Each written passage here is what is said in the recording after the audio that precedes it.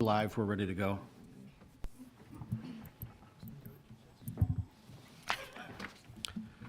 Okay, good evening again. The hour being 7:11 on April 8th, 2024. I'd like to call to order the Brookfield Village Board Committee of the Whole meeting.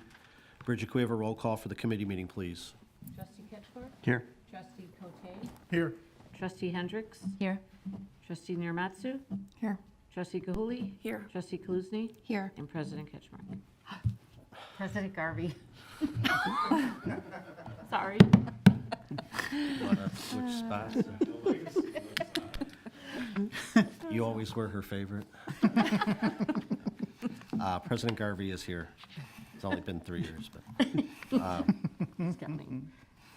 We have one item under regular business, is discussion of planning and zoning case 2405, a request for a special use permit for low-impact manufacturing of craft beer and for a variance from section 62-290, required parking spaces for 9509 Ogden Avenue.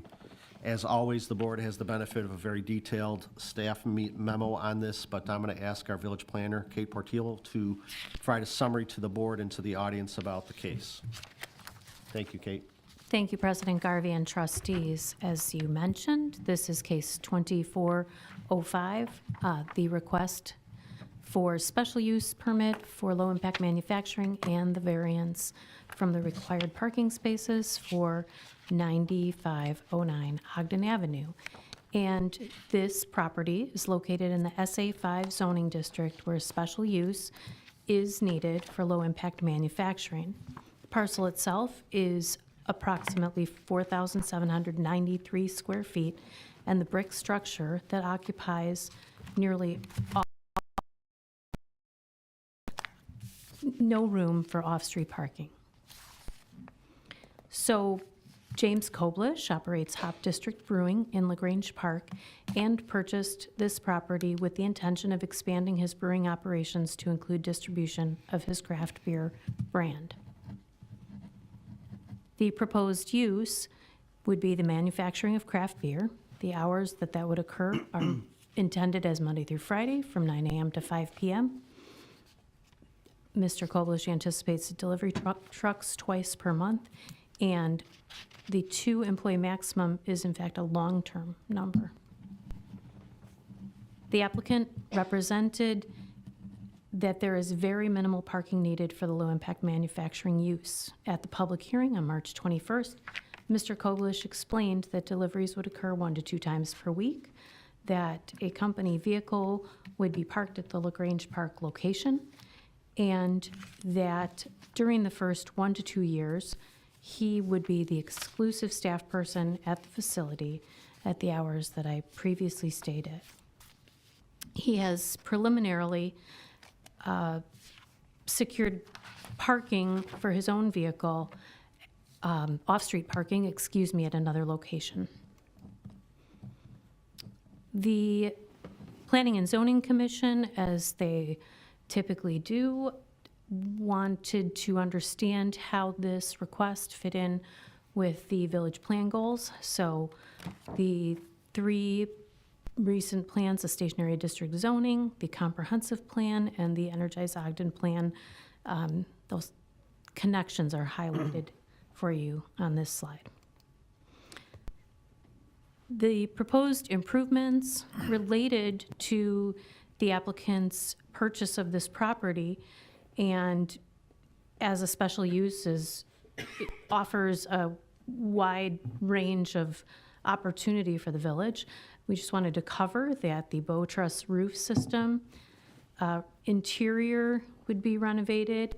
The obsolete panel windows signage that extends over the Ogden Avenue right-of-way will be removed, and the intention is to restore the arch windows and central entry door similar to the original facade. The commissioners felt that the proposed use is compatible with village goals, uses in the vicinity, and that the applicant demonstrated planned efforts to mitigate potential impacts of the use. So, the Planning and Zoning Commission issued a unanimous favorable recommendation of 7 ayes, 0 nays, and 0 abstains for the approval of the special use, with the following condition: that facade improvements to be completed as drawn prior to the issuance of a business license. The Planning and Zoning Commission on March 21st also issued a unanimous favorable recommendation of 7 ayes, 0 nays, 0 abstains for the approval of the variance to reduce the amount of required off-street parking to 0 required off-street parking spaces for the low-impact manufacturing use. And that concludes my report. Thank you, Kate. Is the applicant here? Would you like to address the board? You do not have to, but you're welcome to address the board. And if, okay, if any, you're open to answer any questions if anybody has them. I'm happy to answer questions. Thank you for being here tonight. I know you didn't have to be. Questions or comments from the board? I guess I'm just curious, Trustee Hendricks, if there were any, or Kate, if there were any other concerns or questions that came up. Seven ayes seemed to be no. So there were a couple public comments as well as a written comment that were made at that public hearing. The discussion was around such things as potential smell, but the neighboring Imperial Oak business that also manufactures craft beer was referenced. The applicant indicated a willingness to take corrective action should any complaint-driven concerns come in when the business went into operation. And essentially, I would summarize that any discussion items that came up that may have been concerns were understood to be handled by our current code enforcement and property maintenance should they arise. I think ultimately, there were questions that came up about where they would have trash disposal. That was sort of resolved, I think. A couple of neighbors did come to ask about the parking and about the smells. I think that, like Kate said, was addressed. As far as the parking, I think there is a real hardship associated with the property because it's essentially 100% of the property that is being used for this building. I think that what the Planning Commission, what was clear with them was that they felt it was very beneficial to keep the building, this historic building. It's wonderful that the petitioner is willing to take this very old sort of piecemeal building and renovate it and put it to a good use, beautifying the exterior, opening it up, which is one of the things that we want to do with those facades. We want to be able to see and have a little bit more pedestrian-oriented space. Because it's not going to be a public space at all. There's not going to be any tap room here under this use. If they wanted to come and do something like that, sell anything, or have a tap room, just to be clear for all the public as well, they would have to come back for, I believe, another special use or certainly another parking variance or special use for shared parking. Or we can find them another location. That as well. But for this property, if they wanted those things in the future, which obviously, well, not obviously, but I think many people would love to see some sort of tap room in that space, parking would have to be found. They would have to come back to the Plan Commission and figure that out. But yes, the Plan Commission was happy with the proposal.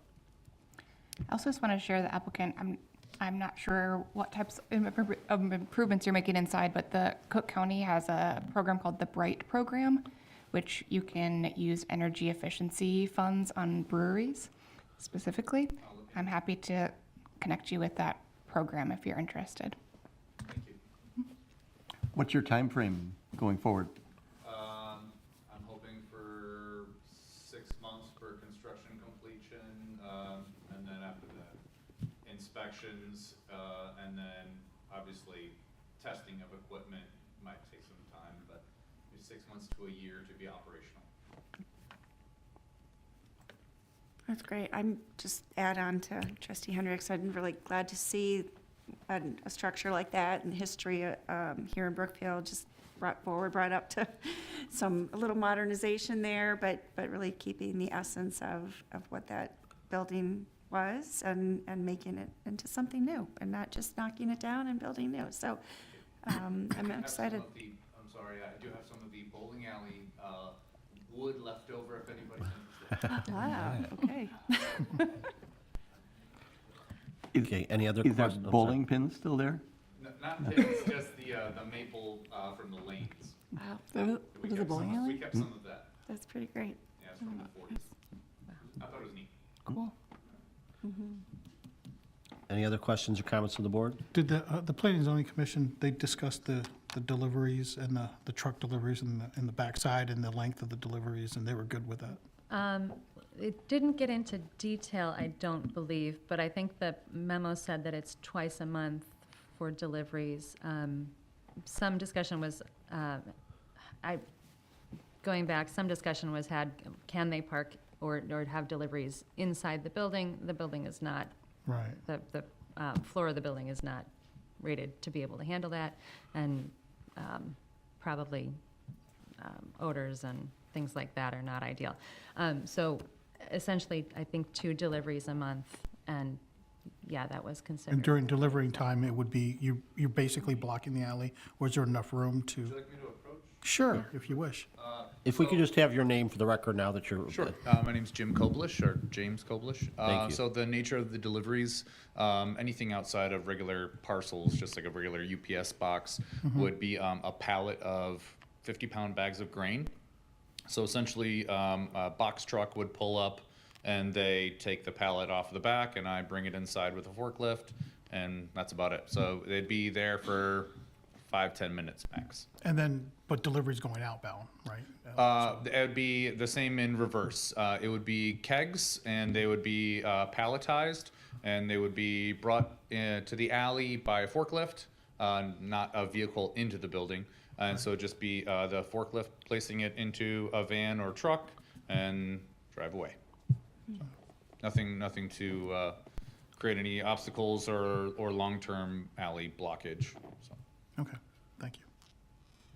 Thank you. Any other questions? Okay, so we'll put this up for the April 22nd board meeting for board approval. We'll vote on it that night. You don't have to be here. You're welcome to be here. If you're not here, staff will inform you of the results of the vote. But thank you for coming out tonight, and thank you for making the application. Okay, that ends the items that we have under regular business. Once again, we'll open it up to public comments. Is there anybody on this side? Anybody on this side? Okay, hearing no public comment. Tim, is there any need for executive session?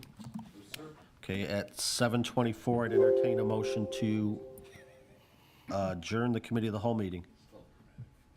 So moved. Second.